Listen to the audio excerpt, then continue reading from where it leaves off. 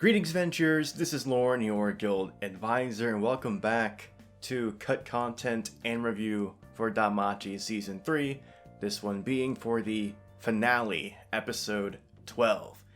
Now, just some first few thoughts before I dive into it.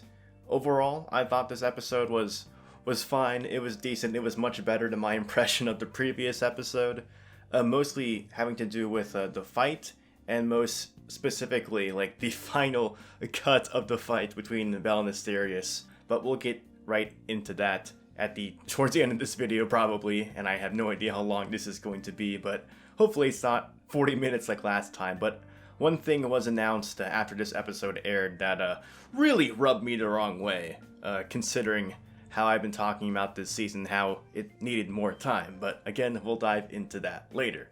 This episode adapts the very end of Volume 11, starting from where it leaves off last episode, which is page 238. Now, this is based off the physical English translation, so it could be different among digital ebooks and other languages, but it goes on until the end of the novel, which adapts about 72 pages, more or less. There's a few illustrations in there, so it's not exactly like 72 pages of text, but it is a chunky thing. And I think most of us can agree that some parts of this episode felt really fast.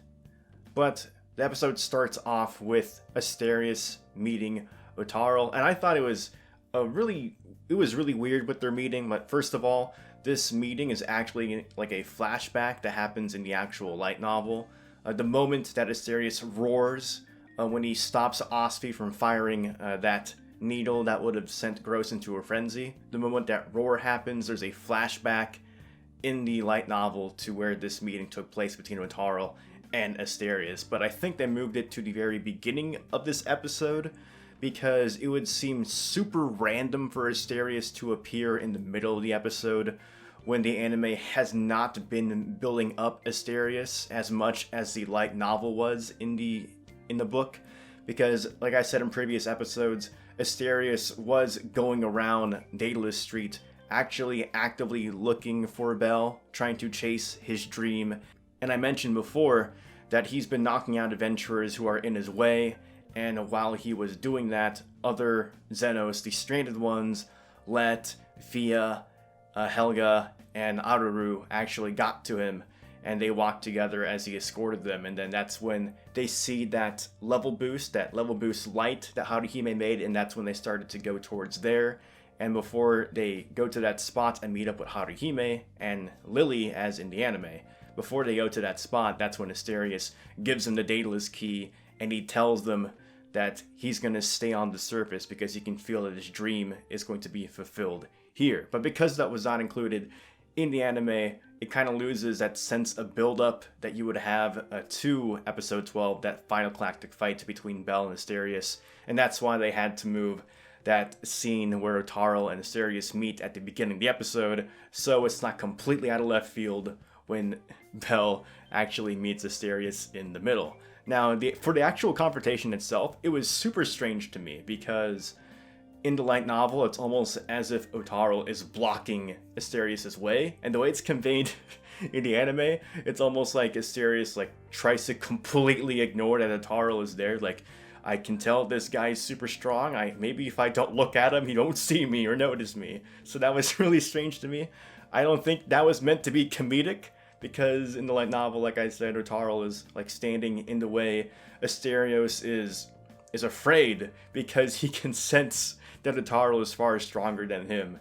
And he somewhat recognizes Ottarl because, as we learn in this episode, Asterius is the reincarnation of the Minotaur that fought against Bell. And what was the Minotaur doing before it fought against Bell? It was being trained by Ottarl. He basically surrenders to the fact that he might die here because Ottarl is so much stronger than him.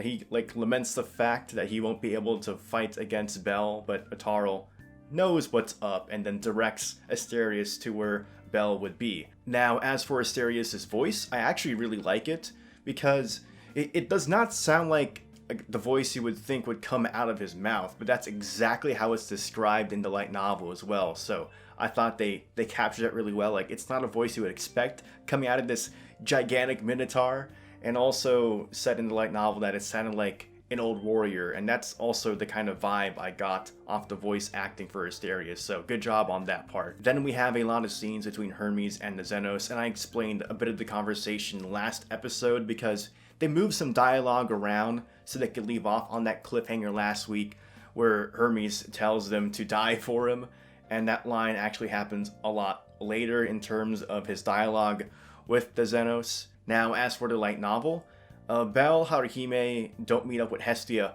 right away. There's a short scene between the two of them because Lily is not in this scene in the light novel, but there's a conversation between Haruhime and Bell, them talking about the final Xenos that stayed behind on the surface and wondering, like, what should we do about this? They did say they want to stay, but maybe we should do something, and that's when Hestia comes in and then talks to them about the Daedalus notebook being a fake.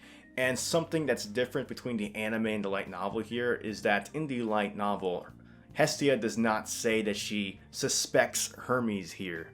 But in the anime she does, and it's kind of conflicting with something later on in the light novel, because Hestia is contemplating when Bell is fighting against Gros if she should tell Bell that she suspects Hermes has something to do with the situation. And she decides like not to tell him through the Oculus. Because she doesn't know exactly what Hermes has planned, and if Bell like discovers that the Xenos are being used as pawns for Hermes, then his heart would just break down. And something that they do in the light novel that really bothered me that they did not do here in the anime is that before like Bell takes off, Hestia like she actually tells Bell to check up on the Xenos situation, tells him to go to the underground passage where they should have gone to actually get into Gnosis, but of course we know that was a trap.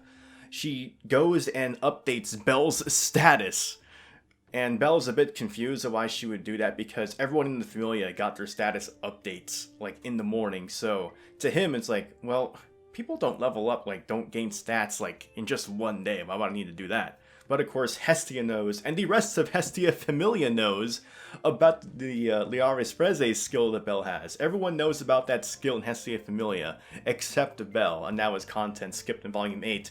And it's crazy to me to think that in the light novel, everyone besides Bell is aware of this skill, but in the anime they choose to just gloss that over. Whatever. He gets his status updated in the light novel, and there's some commentary with Hestia where she says, just how badly did Volan Whatsit actually beat you up, because his stats went dramatically after that fight against Eyes. At the very end of the novel, it showcases what Bell's stats are after the status update, and most of his stats are all S rank. His magic is at A. So yeah, he's at the very top echelon of level 3s, pretty much surpassing anyone at level 3 because he maxed out his stats in level 2, he maxed out his stats during level 1, and all that carries over a tiny bit, so he's pretty much the strongest level 3 around. So now we're at the scene with Gros and the other Xenos trying to raise havoc in the Plaza, as by Hermes' design, setting up the stage as you will. And during this, there is a Shakti from Ganesha Familia, and she is a bit confused at the situation because she has knowledge of what the Xenos are supposed to be, like I mentioned before. This scene's cut in the anime, of course, but Shakti's around and giving out orders to Ganesha Familia to protect the citizens. And then Oka and Chigusa are also in this scene, and they are in this scene in the anime, which is nice. Like, finally, Oka and Chigusa get some screen time. But it's only here at the very end of the season, unfortunately, because their parts with the Orphans I mentioned from Volume 8, which continues on here in Volume 11, were all cut. And something the anime does not do is really not showcase what Loki Familia is doing besides the part where they're blocked off by Freya Familia. But Finn gets news of the attack by the Xenos in the Plaza, and there's a scene with him like giving orders to Raoul to take command of the central headquarters because he's actually going to take a squad himself and lead it to the Plaza because of something that Loki said to him before, which I mentioned was also omitted from the anime, as Loki telling Finn that he needs to get to the bottom of this, but with his own eyes. So that's why he wants to go up there personally himself, because Finn is also very confused of what's going on because he figured that the Xenos were just trying to get back into the dungeon, and he actually suspects in the light novel that maybe there's a third party at work orchestrating what's happening here with the Xenos. So now we have this conflict between Gros and Bell, as Bell is protecting Aina. And man, dude, Hermes, man, it's really hard to not to hate Hermes, especially when you're reading this in the light novel. Like, I'm like, Hermes, you little piece of crap. Like, getting Aina in serious danger here, using Aina as bait in this grand scheme to restore Bell's reputation among the populace. Like, this, he is a god, so the gods have plans for what's happening here in Arario and in the world in general, and all this time Hermes is trying to make like the last great hero that the world needs, the one that's going to eventually beat the last great quest, the Black Dragon, and that's what he's trying to make Bell. And if Bell is ruining his reputation, he needs to find some way to restore it. So I can see where Hermes is coming from, I can see the ends he's trying to meet, but the means don't justify what he's trying to do at all. Now, the problems I have with this confrontation between Bell and Gros is that there really isn't much to like the framing choreography here. It's really just Bell standing in front of Aina and him just holding a knife, while Gros is just attacking the knife when he's supposed to be trying to actively attack Bell and Aina. So, like, maybe the idea is that, yeah, yes, this is a manufactured play, so maybe it makes sense that Gros is just acting away and just hitting the knife. But it's not very convincing, I would think, at least in my eyes, because in the actual confrontation between the two in the novel, Bell is actually like parrying attacks and counterattacking because he can't go easy on Gros because Gros is so strong. He's like at least level 4 strength, so Bell has to like go all in to actually be able to defend against Gros.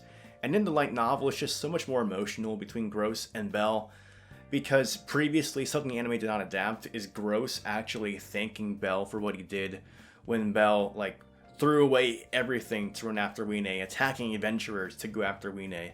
And during that scene where they all like meet together after Wine gets resurrected by Fells, Gros actually thanks Bell, and Bell thinks about Gros thanking him while they're fighting, and Bell like realizes like something is wrong here, because there's no way that the Gros who thanked me earlier would actually be doing this.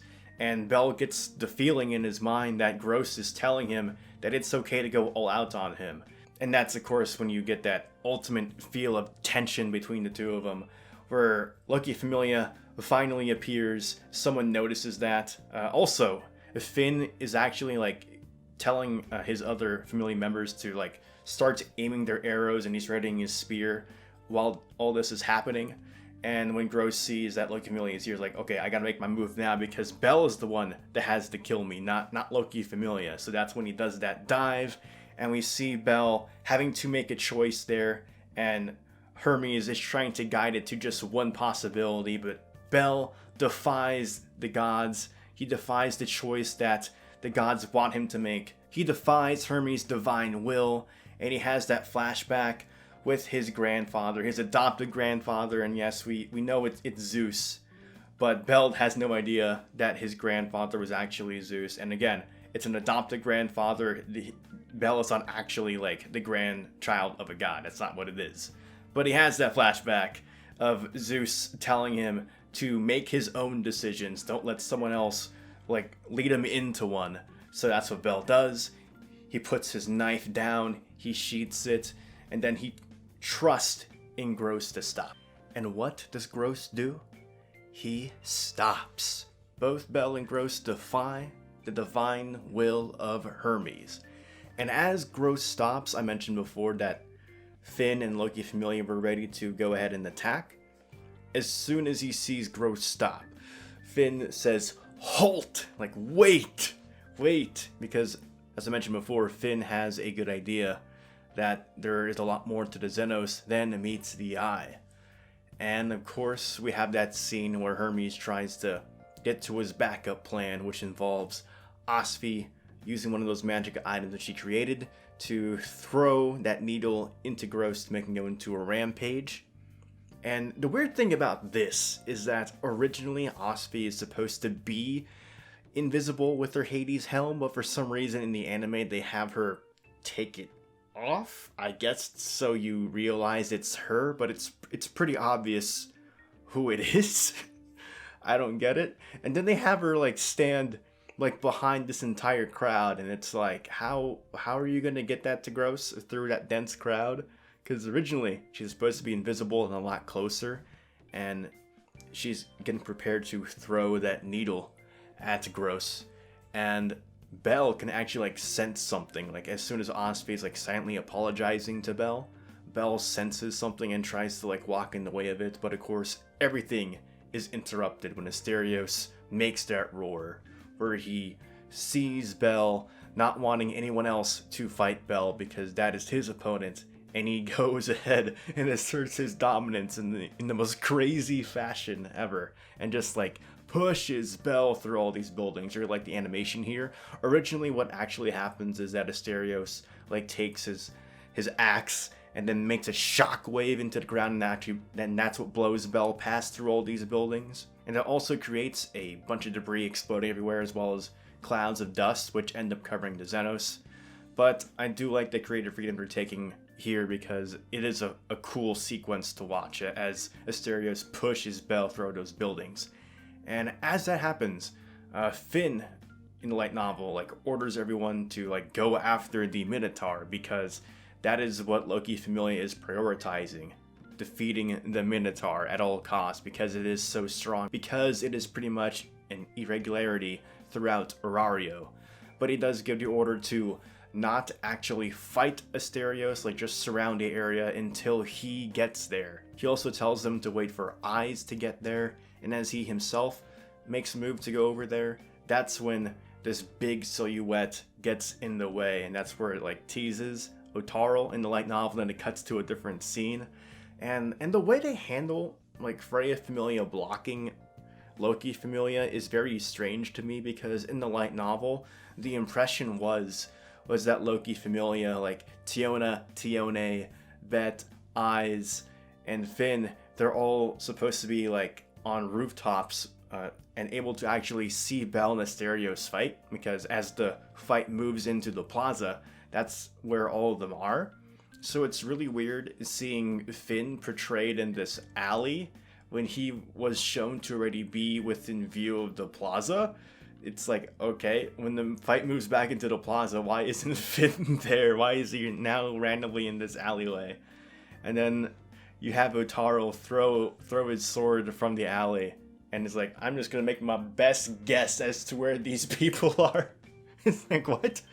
Because again, Finn and Ottarl are supposed to be on this roof watching this fight happen, and what happens is Ottarl kind of like tosses his sword down into and it lands in the middle between Asterios and Bell. But I'm getting ahead of myself. Let's go back into Bell and Asterius finally meeting each other. Now, I'll always say this, but it always seems like the light novel is just a lot more emotional, a lot more impactful when it comes to scenes like this. And part of that has to do with just, again, I've always been saying this, like how many episodes they get to turn this content into anime. Like I always forever say, it needed that one last episode. Like I thought it was a very bad idea to adapt Volume 11 into just 4 episodes, and I think you can sense some of that here in this one, especially with how fast things happen. Like we got that whole stuff with Gros, and then this gigantic Asterius fights, and I think having both those in the same episode was just a bit too much content to fit into it, and it just kind of takes away some of the emotional impact and weight that could have been built up throughout those individual moments if they had their own individual episodes to shine in. So we have Asterius introduce himself to Bell, and it's a tiny bit strange to me here in how the anime portrays this scene, because it's not like abundantly clear that Bell realizes who he's fighting. In the novel, it's like abundantly clear that Bell realizes, oh yes, this is my destined rival. This is the Minotaur that I fought when I was having my first adventure, the fight that got me to level 2. And you really don't get too much of a sense of that here in the way of how Bell recognizes who exactly Asterius is. And I wish we had like a lot more of Bell's thoughts portrayed throughout this entire fight, because he We get it a tiny bit towards the end, but not really as much like during the beginning of the fight and then in the middle. There's a line that specifically reads, Bell felt like he had to grant his request. No, he felt it would be wrong to run away, because Bell didn't run away before. Like, he had the opportunity to run away from that initial fight with the Minotaur, especially when Eyes stood in front of him and said she would take care of this, but Bell said, no, this is my fight, this is something I have to do to prove that I can be a hero, I can be a true adventurer. And a lot of this fight is that same thing, this rematch between these two destined rivals. It's very much that same thing where Bell feels like he has to take this fight, he has to have that rematch against Asterius. He needs to prove to himself that he can become strong, that he can one day become strong enough to fulfill his promise to Wine and the other Xenos, that one day he can be strong enough to be together with them, to one day get into a world where they can live together peacefully. When Bell readies his weapons and accepts the fight, I really wish they had Asterius smile, just as in the novel, smile and then roar. They could have just had him smile and say something like a little satisfactory grunt or something, and then do his roar. But such a minor thing, but I think it would have added a lot. Just build some character for Asterius, because they failed to do that in the previous episodes. And of course, we see in the confusion of with Asterius appearing, Hestia Familia was able to get the other Xenos out of the area and cover them so they can escort them into Gnosis. The one thing here they cut from the light novel is that Hestia actually talks to Bell through the Oculus and tells him to keep up the fight because everyone's attention is focused on him and Asterius. But on the receiving end of that conversation, all that is just background noise to Bell, because he's already 100% focused on fighting Asterius because of that gap between them in strength. As we know that, I mentioned earlier that Bell is pretty much around level 4 when it comes to ability, but he's still top echelon of level 3s. And Asterius, we saw earlier, was fighting 3 level 6s. But he is severely wounded, he doesn't have one arm, he's been bleeding this entire time ever since that fight against Loki Familia, so he's severely weakened. But still he chooses to fight against Bell. I mentioned before that in the novel, Finn ordered other Loki Familia members to go ahead and surround the area. Before he gets there, of course, Finn himself is blocked from getting there, but there are other Loki Familia members around the fight with Asterius and Bell. And they're frustrated because they're watching Bell fight against Asterius, and because of their orders, they're not allowed to actually aid in that or help fight against Asterius. So it really frustrates them, especially when the person fighting Asterius is someone that everyone has ridiculed this entire time. But right now, Bell is the only one fighting them. But some of them do try to get in the way, but Asterius kind of knocks him out of the way. And he also does his howl that you see in that episode 8, I believe, where his howl is able to just stop people in fear, and he does that quite a lot throughout this fight, but it never happens in the anime. But yeah, a lot of people try to intervene in this fight, and I think that adds a lot to the fight itself, because it just paints that picture of Bell being the only person that's fighting against Asterius, because there are other adventurers around and they want to fight, but Asterius constantly is pushing him out of the way so he can keep fighting with Bell, and he's also doing his howl to get everyone paralyzed in fear or just stop them mid-track. This is the only person I want to fight. It's Bell.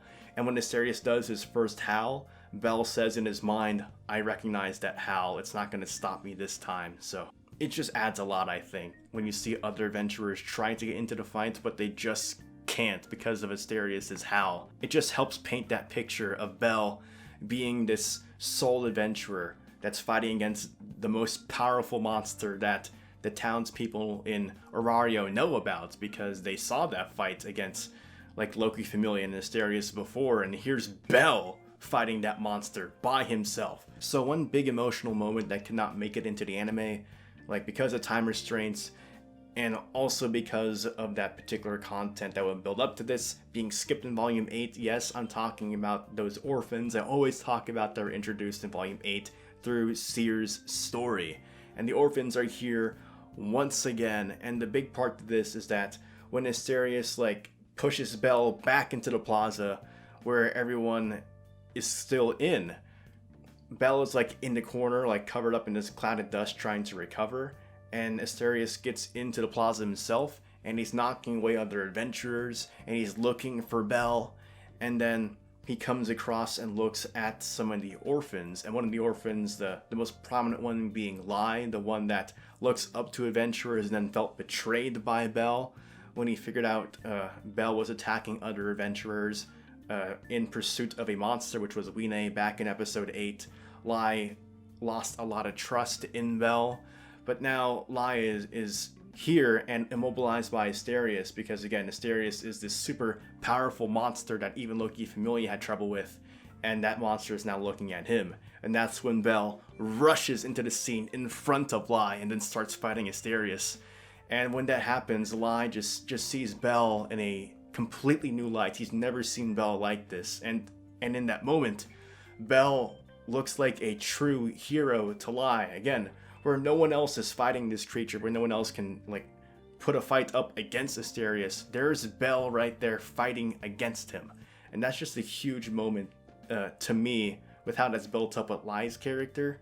And then Lai is like all choked up, wanting to cheer Bell on, like he can't find the words. And then they do adapt it kind of here, but it's more emotional with Lai in this scene in the light novel. But they have Mord go cheer Bell on, and I think it's very strange for anime-only people to see Mord get so much attention when you think he would just be this random side character from season 1 that gave Bell a lot of crap earlier, but he's slowly been becoming fond of Bell and even cheering for him. And I think like the anime actually adapts a lot of Mord's stuff, so it comes across as strange, I would think, to anime-only people, because it's like, why aren't you giving this prominence to other side characters? Well, the light novels actually do, it's just that the anime adaptation skips them, but for some reason Mord gets a lot of these scenes not skipped for him. So there's that. But after Mord cheers for Bell, that's when Lai starts cheering for Bell, and that's when all the other people start cheering for Bell, and you see that here in the anime too. And again, a lot of Freya Familia is blocking Loki Familia. I do find it weird how they frame Hedon and Hegni blocking Eyes and Bet, because they're not really blocking them. They're just standing there on a different building while Eyes and Bet are over there. It's like no blocking is happening here. And the other nitpick I have about Freya Familia blocking Loki Familia is, like, earlier in the episode, at the very beginning, you saw that Ottarl was just, like, wearing an undershirt. And then, fast forward to this scene, Ottarl is now all decked out in armor and gear. I'm like, when did you find the time in this episode to get all your stuff? What?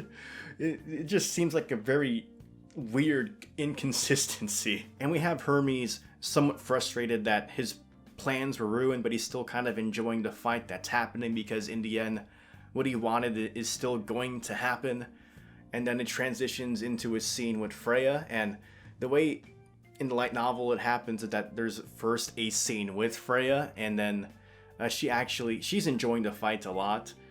They don't do like the whole crazy ecstasy of pleasure that Freya has during the initial Minotaur fight in season 1. It's very dialed down to here in this anime depiction for the rematch, which I thought was strange, because just the scale of this fight is just so much more. So to see Freya not react quite as hard is a bit strange. And the anime kind of alludes to Freya like trying to guide Bell to take the fight to under Babel Tower, and it's kind of like that in the light novel, but it's pretty different how it's handled.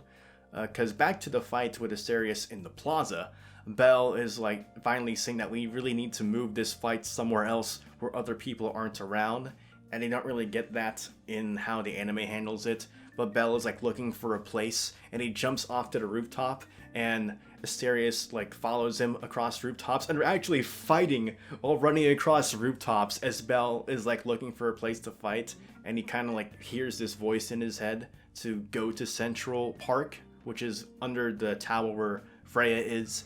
And of course that's where the fight moves to, and this is where we get those final sequences of this fight.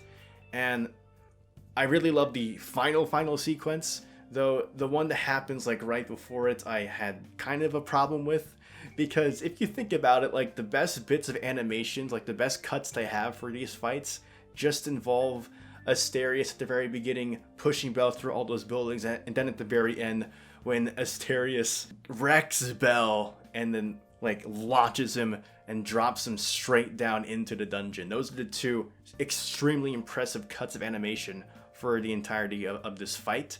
So I thought it's weird that they couldn't give like that same kind of care to at least one cut for Bell, because the one I really wanted to see animated like almost line for line. Like, I'm all for the creative freedom of the animators to make a good fight, and again, they did a really good job with the very beginning and then the very end of this fight. But for this specific sequence, I really wish they did it how the light novel handled it, and that's that sequence you see where Asterius knocks up Bell's new sword that Ottarl dropped for him up into the air. Bell kicks him and then fires the firebolt and does those 3 slashes across Asterius' chest.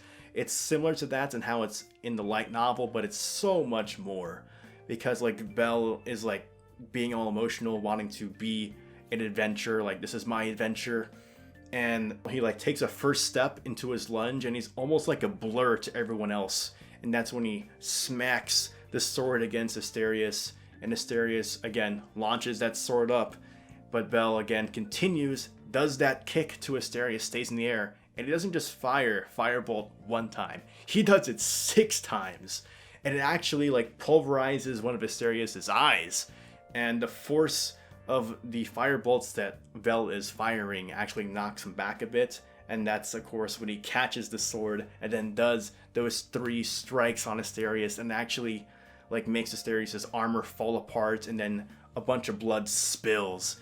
And that's the other thing with this fight with Asterius and Bell, because there's not too much blood on Bell, but in the light novel, like all the blood on Bell is pretty much just Asterius's.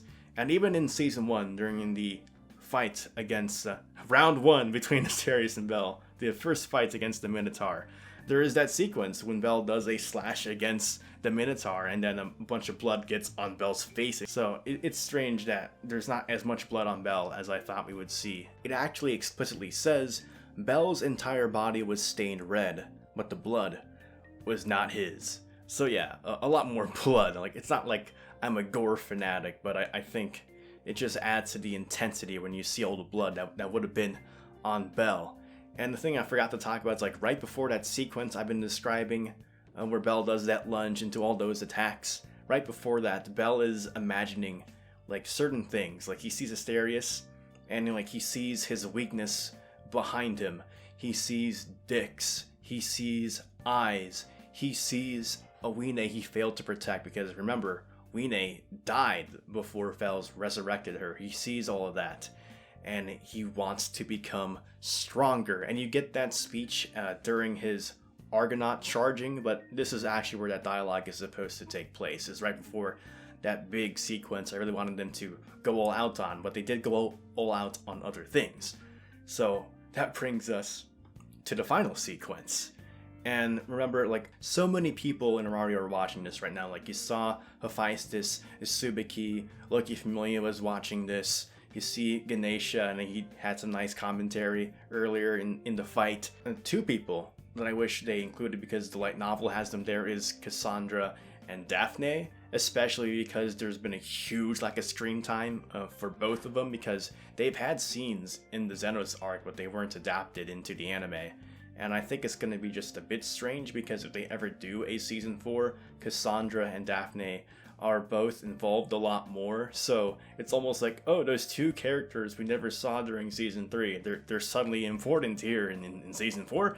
Well, they were always in it, but they didn't choose to adapt those scenes. Again, due to time constraints, because only 12 episodes. But again, even knowing about the limited episode time this season's just getting, it's still like overall diminishes the quality of the anime itself. So yes, the final sequence to the fight, when Asterius puts down the axe and then starts trying to get into a charge, and then Bell charges up his Argonaut skill with that huge sword. And again, I said earlier that speech that Bell has about wanting to become stronger, that happened earlier in the light novel. So what he's concentrating on right now in the light novel as he's charging an Argonaut skill is what he always does in the light novel. Every time he like charges the Argonaut skill, he thinks of a heroic image.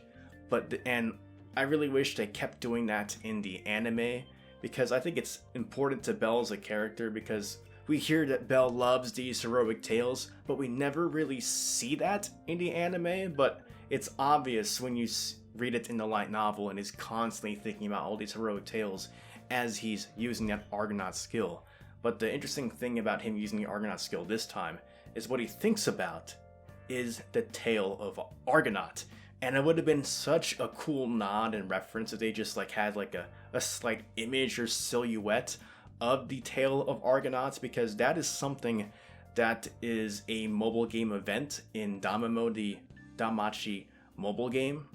And there was an event about the tale of Argonaut that Omori Sensei, the author of light novels, wrote himself, and that was put into the mobile game, and it's super long. I think it must be like more than 4 hours of like straight voice acting, so definitely check it out if you have the time. But it would have been, and I'll leave a link in the description how to do that. Mëdiocre, the YouTube channel, uploads a lot of those DanMemo videos. But yeah, it would have been such a cool nod just to have like a silhouette or some kind of imagery that signified the tale of Argonauts, because the tale of Argonaut is very much a tale against a hero and also a figure that looks heck of a lot like a Minotaur. So it's like heavily implied that not only have Bell and Asterius fought before during season 1, but years and years and years ago, before the gods descended upon Aurario, their old incarnations also fought before. And the one nitpick I have about this, very, very minor, but still bothered me, is that they did not actually animate Bell and Asterius like actually dashing towards each other. And it just bothered me, because in season 1 they did animate like that final sequence between the Minotaur and Bell as they dashed towards each other. You actually saw them running towards each other. And then it's a very weird like break in the tension in that moment when you have them like running towards each other, and then it just like cut. We have a random scene with Wine looking back. It was just this weird moment to put that in this sequence when these two people are doing their final attack, just to randomly have a cut of Wine looking back for no reason because she's in Nazis. It bothers me for some reason. I don't know. But then we get into the awesome looking sequence. And as soon as I watched this sequence, I knew exactly who the animator was that did it, because every time I'm amazed by like an actual animation, every time I'm like, wow, this looks good. Every time I think that it's the same person. It's the same person. The moment where Bell and Asterius are fighting against each other with their attacks, the horns against the Argonaut charged sword, and then Bell loses, is flung into the air. Asterius grabs him and then smacks him down into the dungeon. And then you feel that impact with the impact frame, and then Bell like coughing up blood because of it. All of that entire sequence was made by an animator named Aoki Kenichiro. And if you go on the sakugabooru, I'll link that in the description, you can see what cuts he made for DanMachi. And this is one of them. And the other one I was super impressed about, I told you guys earlier, was that tag team sequence between Bell and Lido fighting against Nyx. That was also him. That was also Kenichiro-san. Like, what? Oh my lord. If only they had more time to work on this, because I think it's obvious that a lot of this was rushed production-wise. Like, even with the 1 season delay with COVID, I think a lot of that also had to do with JC staff just trying to catch up to other projects, because I mentioned before that Railgun T was like delaying like episodes, and I think a lot of that time for JC staff was just spent trying to recover the production of Railgun T, and it looked really good at the end. It was very good. But I think DanMachi Season 3 suffered as a result of that, and again, also because of having only 12 episodes to adapt this content. But man, if Aoki got more opportunities to make more of these cuts for this episode, oh my lord, it would have been amazing, especially that sequence I talked to you guys about earlier. But yes, this was a sequence I was really excited about. If we didn't have a sequence like that cut that Aoki made, I would not be as positive about the fight as I would have been. But again, overall, guys, for the actual fight itself, I think like there were definitely moments in this fight, like I mentioned before, where the animation sequences are better than the stuff you see during the first Minotaur fight in season 1. But as in the overall adaptation of the fight when it comes to like the build-up and the emotional intensity of the fight, like the Minotaur fight in season 1 is still unbeaten in that regard. Like again, there are moments in this Asterius fight where the animation's superior, but when it comes to the fight as a whole, I think season 1 captured that fight perfectly. So now we're left with Bell losing and Asterius saying that they will fight again one day to settle it once and for all, because right now they're 1-1. They each have one win on the other. And you see Bell just there alone contemplating, and some of the things they didn't adapt in Bell's thoughts I thought was strange, because you see Bell in the anime say this was a good thing in the end, but you're wondering like what does he mean by that? Well, what he means by that is because of that fights he had with Asterius, the other Xenos were able to get away. And if he somehow managed to win that fight against Asterius, that would mean Asterius would have died, and he wouldn't be able to be reunited with the other Xenos. So Bell, again, you see he's trying to make excuses for himself, but he realizes that, yes, he truly wanted to win, and he's super frustrated about that. And maybe some of you think that maybe, like, all this build-up across the entire season only for Bell to lose the final fight. Like, I think it's an awesome thing that Bell lost this fight, because it's finally a fight that we see Bell lose, because all the other major fights that have happened so far, like the Minotaur fight, the fight against the Black Goliath, the fight against Apollo Familia, the fight against Aisha, the weird way he took out Toad in season 2's anime, all of that he won. But this time, for the first time, he has a serious loss on his hands. And because of that loss, he knows he has to get stronger. And before, the goal was just to catch up to Eyes, but now he has new goals. That's what this season has accomplished for Bell. It's not just about becoming stronger and catching up to Eyes one day. The season introduced the concept of the Xenos, and in turn, Bell made a promise to them that one day he would become strong enough for them to peacefully coexist together. So he needs to become stronger for that, and also needs to become stronger for that fated day, for that final fight against his new rival, Asterius. And I do kind of feel bad for Aina fans, because the Aina scene is a lot more emotionally intense than just her looking at Bell crying far, far away. Aina actually like sprints to where Bell is after all that happened. Like, she runs, she like gets past the Ganesha guards saying that she can't get into the building and down where that hole is into the dungeon, and she actually runs down the stairs of the dungeon. Bell's actually like on the first floor of it, and Aina walks up to Bell, like kneels down, and she doesn't know what to say. And it's mentioned that Bell wasn't crying like a baby anymore, like a child, but they were like the bitter tears of a man who lost the fight. And Aina, not knowing what to say to Bell, holds one of his hands in hers, and Bell actually squeezes back so hard it almost hurts Aina. But it's a very tense moment between the two of them, a very nice moment between the two of them. And then that's when the light novel describes that Aina is starting to get a sensation that she never thought she would feel for Bell, and it's hinting that Aina is finally realizing that she might actually like Bell romantically. And then we're into the final sequence, like the aftermath of all the events that have transpired here in the anime. We have the scene between Fells and the Xenos, who are now in one of those hidden villages, and they're talking amongst each other about what happened earlier. And oh man, guys, if you're watching this on Crunchyroll, the subtitle for what Gros says is "I nearly died," and with that translation, him saying "I nearly died," it's almost like saying, "Oh gosh, I nearly died back there." But the actual translation, this is what the High Dive subs say, and also what the light novel says. It says, "I should have died." Like, that's a completely different meaning than saying "I nearly died." Gros says, "I should have died," because he's like, man, part of the deal was me having to die back there, but I didn't. I failed to die. And then, of course, you have Ray and then Rene comfort him like, "Yo, man, it's a good thing that you're alive, Gros. You're cool now." And there's that shortcut of Asterius walking, and you see that he has his arm back. And I think I mentioned this earlier, but the other Xenos were actually preserving Asterius' arm in ice so it wouldn't decay.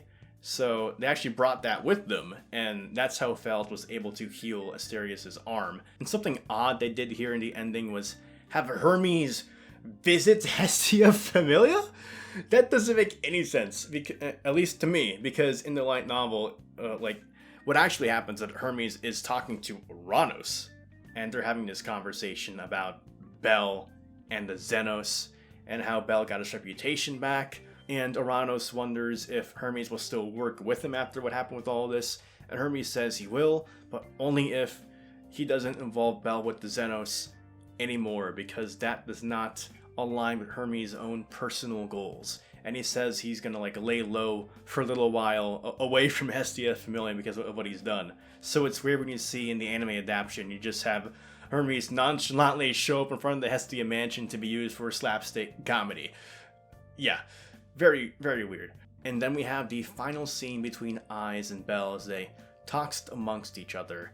And Bell basically says, Eyes, will you train me again? And Eyes is like, you sly devil. How could you ask me something like that after what happened? But Bell wants to become stronger. And one bit of dialogue they left out here is that Eyes says, when she accepts Bell's request, she actually says to Bell that Bell has the same eyes that she sees in the mirror, but she commentates that her eyes seem strange, but Bell's are more beautiful. And it's kind of implying that the Eyes has a darker side to her, and that Bell is just this pure boy, this pure soul. There's a stark difference between the two of them, what their motivations are. Eyes is very much motivated by revenge against the monsters that destroyed her family, and Bell is motivated on just becoming a hero, catching up to Eyes, being stronger to one day live with the Xenos in peace, to one day prepare for that fated fight against Asterius. And they end the sequence with the shot of two of them together, and it pans up to Aurario, and I think that's a fine way to end the final shot of the season if you're unsure if the anime is going to get more seasons or not. But I like how it ends in the light novel, because Ai says she won't be able to train Bell right away because she has to do something important, and it has to deal with Loki Familia preparing for something that happens in Sortoratoria. But Eyes leaves, and then for the first time, Bell does not look back at Eyes to watch her leave. Instead, he looks forward to that tower of Babel, and below that tower is where that final battle between him and Asterius is supposed to take place. Bell is looking ahead towards the future, not looking back at Eyes. He has more goals now. And yeah, that's the end of Season 3. Now, overall, if you've been keeping up with me, my feelings in this adaptation, just as a whole, is that, truthfully, it's an above average adaptation. I don't think it's exemplary by any means. I still think Season 1 was the best adapted, the best directed, and I think a number of people can at least agree on that the overall production of Season 1 is just superior to 2 and 3. The thing that Season 3 has going for it is the strength of the source material itself, and not necessarily how it's being adapted, how it's being directed, though there are a few standout moments like Weene's resurrection, and then some of those final cuts, that especially the final sequence with Asterius and Bell. That's memorable. But man, episode 11 really hurts it too, because the emotional impact that's happening between Eyes and Bell is just simply not there, not communicated as well as the light novel. If I were to rank the seasons and how they were adapted, 1's at the top, then 3, then 2, man, 2 was 2 is still frustrating as heck for me, and how that was handled. But yeah, overall, I think it's an above average adaptation, and it does shine in small moments, but they are there. But man, I really wish they got to spend more time on this. At least give me that 13th episode. And I'm going to mention this, I mentioned it earlier in that post I made yesterday, but they had the audacity. They had the audacity to announce an Bath OVA. A Bath OVA for April 28th. It made me so angry seeing that, because, again, this entire time I've been telling you guys, man, I wish this had more episodes. Volume 11 needs at least 5. It needs that one extra episode. And what did they announce? Right after this anime ends, they show off hey, we're going to have a Bath OVA. And of course, it's just going to be filled with with fan service. Of course, it's going to be original content and not any content that was skipped previously, like what this would be a good opportunity for. I think everyone that saw the season 2 OVA was just like dumbfounded by how ludicrously stupid it was. Oh my gosh. You're lucky I didn't review that OVA. It was so frustrating to watch. I'm like, we skipped the majority of Volume 8 to get this OVA. And I feel like I'm going to get a very similar feeling whenever this OVA comes out. Like, we didn't give Volume 11 the proper 5 episodes it at least needed so we could have this OVA. And the thing about this, guys, is that I think I know what the producers, like the people that actually fund the anime, I think I know what they're thinking. They believe that this OVA will make them more money than what a 13th episode to season 3 would be making. And I kind of see where they think of that, because the way these OVAs are distributed in Japan is that it's just like a physical only affair. So it's like, if you want to get more DanMachi content, you're not going to be able to watch this one on TV. You're going to have to buy this like $60 OVA, because the anime prices in Japan are nuts for physical stuff. Like, you have to buy this $60 OVA for one episode. You have to buy this if you want to see more of this DanMachi content. So in their minds, that would make more money than just adding a 13th episode to a TV series. Like, how much more money would they make out of that? Because it's just one more episode to put on one disc, and they're not gonna put just one episode on a disc and say, this is episode 13 of the 3rd season. No, it would have been packaged in with one of the volume releases they already had for the actual Blu-ray set for the anime. So in their eyes, the OVA would make more money, but it's just infinitely frustrating, because the way that is that it's them focusing on like this short-term investment. Like, we want our money now, instead of thinking about the DanMachi franchise long-term. Like, what if we actually did give it more episodes? What if we actually did give it a 13th episode? What if we actually allowed the animation team to expand upon the characters, let this world breathe a bit more, make it more appealing to more people? Because DanMachi is popular, I know that, but I think it could just be so much more popular if they were allowed to actually let the franchise breathe and not just like try to squeeze all this material into such a limited episode space. I think the property would just be so much more attractive to other people, especially with these OVAs. Like, the first OVA was about the hot springs, the second was about this dumb island, and then this third one is about a bath. It also gives the impression that the series is just all fan service, and it's not, especially with the content in season 3, and especially with what's going to happen in season 4, if that ever happens. Or if you guys want to like start reading from where season 3 leaves off, it is volume 12 where you would want to start at. Though, again, like I've been saying this entire time, I really wish you just read the light novels. Like, at the very least, start from volume 9, which is the start of the Xenos arc, and just see how much different it is in light novel form. Or if you don't want to read through the entire Xenos arc, read through volume 11, because in my eyes it's a masterpiece. But the masterpiece upon masterpieces is this one right here, volume 14. I am glad they did not like announce season 4, because that tells me like, yes, we're not gonna rush things, but it also tells me like, no, we were only ordered to do seasons 2 and 3, so now it's not the time to announce a season 4. But I'm just happy that because season 4 is not announced yet, that means like there is some breathing room, like there is time. Like, give this series a chance to breathe and not just rush things and shooting out an inferior product of what it could have been because of that. But as far as the animation team goes, like, I don't want to just crap on JC staff, because I know they like try to do a ton of projects. Maybe that's on them for trying to handle too much. But it's also on the production committee for only funding 12 episodes and then saying, oh, make it work. And also, we're going to have an OVA about a bathhouse. Why not? But even in light of all of that, I do think like the overall directing of the anime and just the composition of what scenes are being adapted and how they're being adapted I think it's of a lower quality than what happened with season 1, and I attribute that to just like the change in director. Like, it's a different director from season 1 to 2, and they kept the same director for 2 and 3.